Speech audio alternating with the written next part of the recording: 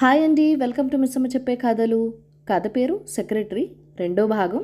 దీని ముందు భాగం నేను మీకు లింక్ డిస్క్రిప్షన్లో ఇస్తాను, ఒకసారి చెక్ చేయండి. ఇంకా కథలోకి వెళ్ళిపోదాము. రోజు బాగా బారెడు పొద్దు పైకి వస్తే కానీ కప్పుకున్న దుప్పటి కదల్చని ఇష్టపడింది జయంతి. మర్నాడు తెల్లవారుతుండగానే లేచింది. 9 గంటలకల్లా భోంచేసి ఉన్న బట్టల్లో తనకిష్టమైనది వేసుకుని కట్టుకొని గుండెల్లో స్వప్నలోకంలో నడుస్తున్న దానిలా వనితా విహార్లోకి వచ్చింది. జయంతి వచ్చేటప్పటికి ఎవ్వరూ లేరు. కాపలా ఉండే రంగయ్య మట్టుకు వచ్చి తాళాలు తీసి జయంతిని తీసుకెళ్లి లోపల కూర్చోబెట్టాడు. దాదాపు గంట పోయిన తర్వాత సుమిత్రాదేవి వచ్చింది. ఆవిడ ఒంటరిలా రాలేదు, వెంట నలుగురున్నారు. వస్తూనే పైన వరండాలో స్తంభం దగ్గర నిలబడ్డ జయంతిని వచ్చావా అన్నట్లు చూసి చిరునవ్వు నవ్వి తలూపి వచ్చిన వాళ్లతో లోపలికి వెళ్ళిపోయింది. తను కూడా వాళ్లతో వెనకాలే వెళ్లాలా అనిపించినా మళ్ళీ పిలవలేదు కదా అనే సంకోచంతో ఆగిపోయింది. లోపల కమిటీ హాల్లో కూర్చుని వాళ్ళేదో చాలాసేపు మాట్లాడుకున్నారు. బిగ్గరగా నవ్వుకున్నారు. కొంచెంసేపు కంఠం తగ్గించి గుసగుసలాడినట్టు మాట్లాడుకున్నారు. బయట ఒంటరిగా వాళ్ళకి చందని దానిలా స్తంభాన్ని కంటుకుపోయి కాళ్ళు పీక్కుపోతూ అలా నిలబడ్డం జయంతికి చాలా విసుగనిపించింది. కానీ మొదటి రోజు విసుక్కొని కానీ బాధని కానీ నిరాశని కానీ చెందకూడదని మనసును నిబ్బరం చేసుకుంది.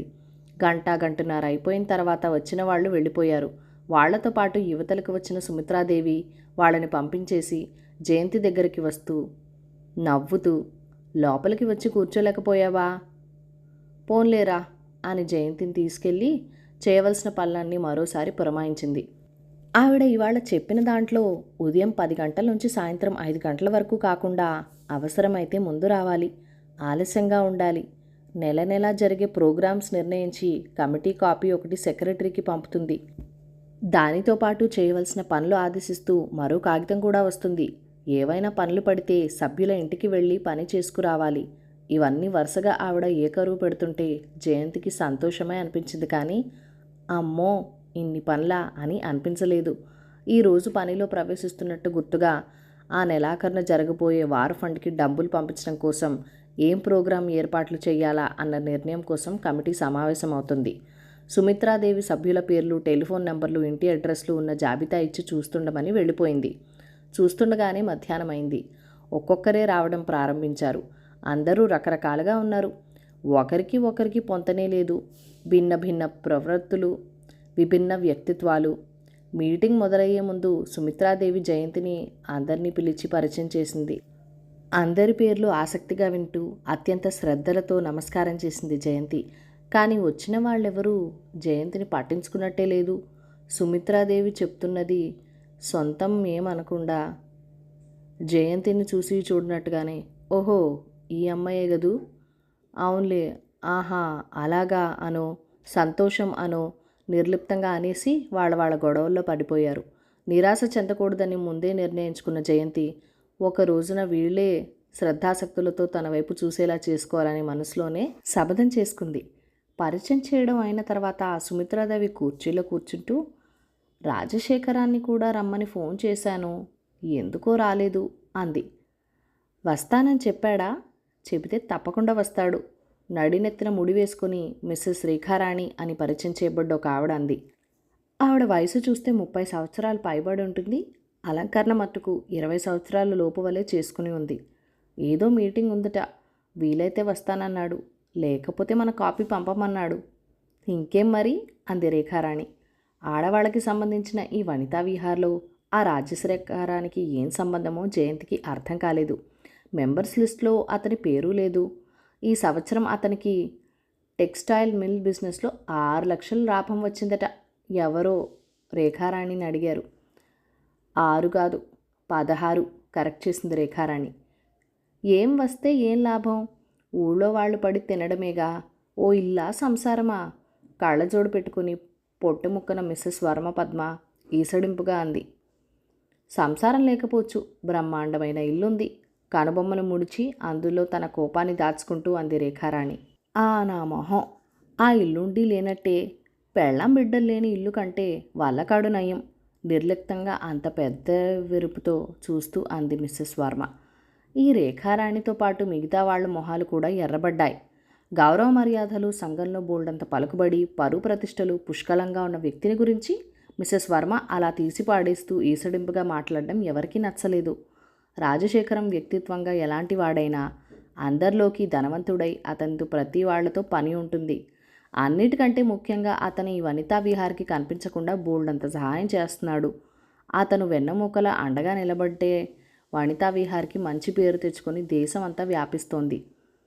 అసహ్యం రోషం దాగిన స్వరంతో రేఖారాణి విసురుగా ఏదో జవాబు చెప్పబోతుండగా విషయం పక్కదోవ పడుతుందని రెప్పపాటులో గ్రహించిన సుమిత్రాదేవి టేబుల్ మీద ముందుకు వంగి గబగబా మాట్లాడేస్తూ, అసలు విషయానికి వద్దాం. ఇంతకీ ఏం చేద్దాం? నాటకం వేస్తే బాగుంటుంది, కానీ మంచి నాటకాలు వేసేవాళ్ళు ఎవరున్నారు? పోనీ సుధామూర్తి సబ్జెక్ట్ చేసినట్టు సినిమా స్టార్ డాన్స్ పెట్టేస్తే అంది ఇంకొక ఆవిడ. తర్వాత అందరూ ఇదే విషయం గురించి తర్కార విత్కారాల్లో పడిపోయారు. సుమిత్రాదేవి కుడి పక్కన కుర్చీలో కూర్చున్న జయంతికి ఇదంతా తమాషాగా అనిపించింది. ఆ రేఖారాణి అన్న ఆవిడికి ఈ మిసెస్ వర్మకి కారణం ఏమిటో తెలియదు, కానీ బొత్తుగా పడదని తెలుస్తోంది. మిసెస్ వర్మ మాటల్లో కత్తులు దూస్తుంటే రేఖారాణి చూపులతో బాణాలు విసురుతోంది. మళ్ళీ ఇద్దరిలో బోల్డంత చదువు సంస్కారం ఉన్నట్టు కనిపిస్తోంది. కలిగున్న కుటుంబాల్లో పుట్టి చిన్నప్పటి నుంచి 10 మందితో కలిసి తిరగడం నేర్చిన వీళ్ళు తగాదా ఏమిటి? ఎవరి భావాలు వాళ్ళు దాచుకోలేని ఈ బలహీనత ఏమిటి? లేకపోతే ఎందుకు దాచుకోవాలి అనే అహంకారమా? ఏదైనా కావచ్చు. సుమిత్రాదేవి సూచించిన ప్రకారం ప్రదర్శన అయ్యాక ఖర్చులు పోను వార్ ఫండ్కి పంపవలసిన మొత్తం తీసేగా కొంత వనితా విహార్కి మిగిలి తీరాలి. దాన్ని అందరూ అంగీకరించారు. తర్వాత టికెట్లు నిర్ణయించటంలో మళ్ళీ వాదోపవాదాలు జరిగాయి. చివరికి అది కూడా తేలిపోయింది. మీటింగ్ అయిపోతుండగా సుమిత్రాదేవి ఆదేశించిన ప్రకారం కిందకెళ్ళి రంగయ్య చేత టీ తెప్పించి అందరికీ తనే స్వయంగా అందించింది జయంతి. పనైపోవటం వల్ల ఒక్కొక్కరి సుమిత్రాదేవికి చెప్పి వెళ్ళిపోతున్నారు. ఎంతో ఆప్యాయంగా వాళ్ళ యోగక్షేమాలు అడుగుతూ మధ్య మధ్య తన ఇంట్లో ఇబ్బందులు వెళ్ళబోసుకుంటూ మాట్లాడి పంపిస్తోంది సుమిత్రాదేవి. మొదట రేఖారాణి వెళ్ళిపోయింది. కొద్దిసేపు అయిన తర్వాత సుమిత్రాదేవితో ఆ కబురు ఈ కబురు చెప్పి మిసెస్ వర్మ వెళ్ళింది. అందరి దగ్గర సెలవు తీసుకున్న సుమిత్రాదేవి దూరంగా నిలబడిన జయంతిని దగ్గరికి పిలిచి టేబుల్ మీద పెట్టిన కాగితాలు తీసి అందిస్తూ, ఇదిగో ఇది టైప్ చేసి తలా ఒక కాపీ అంటుండగానే అంతలో బయట నుండి నోర్ముయ్ అన్న రేఖారాణి స్వరం వినిపించింది. దాంతోపాటు వెంటనే షటప్ అన్న మిసెస్ వర్మ గొంతు కూడా వినిపించింది. జయంతితో పాటు సుమిత్రాదేవి కూడా ఉలిక్కిపడింది. క్షణంసేపు ఆవిడ కళ్ళు కనుబొమ్మలు కుచించుకుపోయినాయి. వెంటనే చేతిలో ఉన్న కాగితాలు జయంతి మీద పడేసి, కర్మ, దీనికి వైస్ ప్రెసిడెంట్గా ఉండటం కంటే గాడిదలు కాయటం నయం అని సణుక్కుంటూ స్థూలకాయాన్ని ఊపుకుంటూ గబగబా ముందుకు వెళ్ళింది. తన మీద పడ్డ కింద పడిపోయిన కాగితాలను భద్రంగా పట్టుకొని జయంతి కూడా ఆవిడ వెనకాలే వెళ్ళింది. చూడండి, కాలు తొక్కి పైగా ఎలా పేలుతోందో. రేఖారాణి కళ్ళలో నిప్పులు కురిపిస్తోంది. చూడలేనిదని చెప్పలేదు, మండిపడుతూ అంది మిసెస్ వర్మ. కళ్ళు కనిపించటల్లా అంత నెత్తిన పెట్టుకుని ఎందుకు నడవాలి? విసురంతా కళ్ళలోనే గాక కంఠంలో కూడా చూపిస్తూ అంది రేఖారాణి. వినండి ఆ మాటలు అంటూ సుమిత్రాదేవి వైపు తిరిగి, నేను చూడక తొక్కిన మాట నిజం. ఆవిడ ఒక్క నిమిషం ఆగితే నిజంగా క్షమాపణ చెప్పేదాన్ని. కానీ ఇప్పుడు అవసరం లేదు, నేను వెడుతున్నాను. మిసెస్ వర్మ క్షణంలో టకటకా మెట్లు దిగి వెళ్ళిపోయింది. చూసారా ఆ పొగరు? మిసెస్ వర్మ వెళ్ళిన వైపే చూపిస్తూ పళ్ళు కొరుకుతూ అంది రేఖారాణి. చూస్తూనే ఉన్నా ఆవిడ పద్ధతి బొత్తిగా బాగాలేదు. కళ్ళ సోడు సడి చేసుకుంటూ అంది సుమిత్రాదేవి. తెలిసి కూడా అన్నీ చూస్తూ మీరెందుకు ఉంటున్నారో నాకు అర్థం కావడం లేదు. ఆవిడను మెంబర్గా ఎందుకు తీసేయరు? ఎలా? మంత్రిగారికి దగ్గర చుట్టమే నిస్సహాయంగా చూస్తూ అంది. అయితే ఇందాక చూసారా? అవునవును. అతని గురించి అలా మాట్లాడాలంటే ఎంత ధైర్యం కావాలి? ధైర్యం ఎందుకు? మిడిసిపాటుంటే చాలు. ఊర్లో వాళ్ళంతా పడి అతని మీద సంపద తింటున్నారట. అది ఈవిడికెందుకో, అతనిష్టం. మీకు ఆవిడని మెంబర్గా తీసేయటం చేత కాకపోతే చెప్పండి. రాజశేఖరానికి చెప్తే సరి. ఇలాంటి వాళ్ళను తను క్షణంలో వంచగలడు. కళ్ళజోడు తీసుకొని చీర కొంగుతో తుడుచుకుంటూ సుమిత్రాదేవి కంగారుగా, వద్దు రేఖారాణి, ఇప్పుడు అలాంటివి ఏమీ వద్దు. చాలా గొడవ వస్తుంది. సమయరాని చెప్తా. దానికి నేను చూస్తున్నాను. ఎప్పుడు నెప్పం మన మీద ఉంచుకోకూడదు కదా అంది. సరే, మీ ఇష్టం, నేను వస్తాను. రేఖారాణి వెళ్ళిపోయింది. వెధవగోల, ఇద్దరే కొరివి దెయ్యాలు. సుమిత్రాదేవి మొహంలో ప్రసన్నత. రేఖారాణితో పాటు వెళ్ళిపోగా మళ్ళీ కనుబొమ్మను ముడుచుకొని తిట్టుకుంటూ వెనక్కి తిరిగింది. తిరుగుతూనే తన వెనకాలే బొమ్మలా నిలబడ్డ జయంతిని చూసి క్షణంసేపు తెల్లబోయి ఆ వెంటనే కోపం తెచ్చుకుంటూ, నువ్వు ఇక్కడే ఉన్నావా? నీకు చెప్పిన పని వదిలేసి వింత చూస్తున్నావా? వెళ్ళు వెళ్ళు, టైప్ చేయి అంది. జయంతి కాగితాలు తీసుకుని తన గదిలోకి వెళ్ళిపోయింది.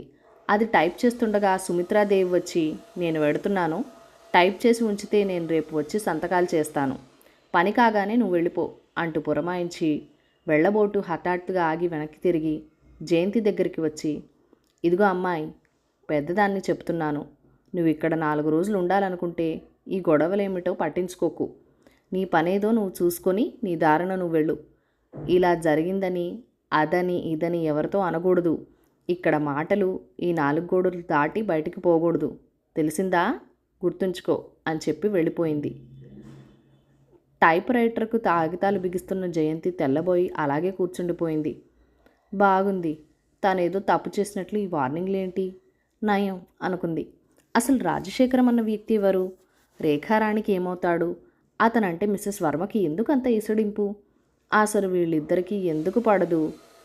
ఎంత వద్దనుకున్నా ఆ సంఘటనని జయంతి మనసులోంచి తుడిచి వేయలేకపోయింది. వనితా విహార్ సెక్రటరీగా జయంతి జీవితంలో మొదటి రోజు అలా గడిచిపోయింది. ఇంకా ఉంది. ఈ కథ మీకు నచ్చినట్లయితే కనుక లైక్ చేయండి, షేర్ చేయండి, మన ఛానల్ని సబ్స్క్రైబ్ చేసుకొని మీ సపోర్ట్ ఇవ్వండి. మీ అమూల్యమైన ఫీడ్బ్యాక్ అండ్ సజెషన్స్ ఏదైనా ఉంటే నాతో కామెంట్ సెక్షన్లో కూడా షేర్ చేసేయండి. Thank you for watching. Bye bye.